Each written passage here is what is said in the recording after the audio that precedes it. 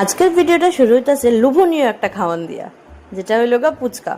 তো আমি যখন আজকে ঘর থেকে বাইরেলাম, দেখলাম একটা লোক পুচকা ব্যস্ত আসলো। তো আমি ভাবলাম क्यों ना हम लोग घर पे ही बना दे इसको। তো সঙ্গে সঙ্গে যেমন কথা তেমন কাজ, আমরা সঙ্গে সঙ্গে গেছি, পুচকা কিনছি, ঘরে গেছি।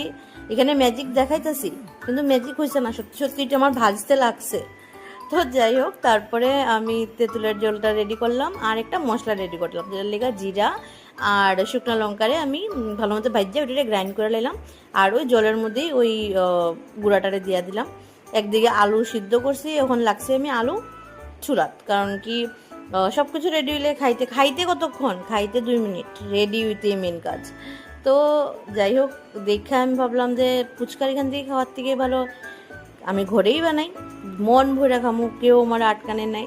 তো আলু মাখলাম, মাইখে এর মধ্যে লবণ আর ওই যে মশলাটা বানাইছিলাম ওই মশলাটা দিলাম, দিয়া আর ধনিয়া পাতা।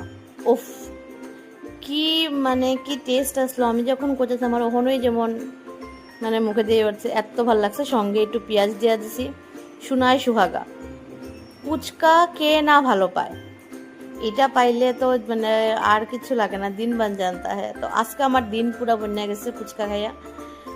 মানে ফুচকাটাও স্বাদ হয়েছে, ঘরে বানাইছি, মন মতো খাইছি যতটুকু ইচ্ছা। আপনারাও দেখেন, জ্বলেন, আর নেক্সট টাইম নিজেও ঘরে বানাইয়া খান, আর আমারে খাইলে জানাইন যে ঘরে বানাইয়া খাইছেন। তো that's all for today, thank you.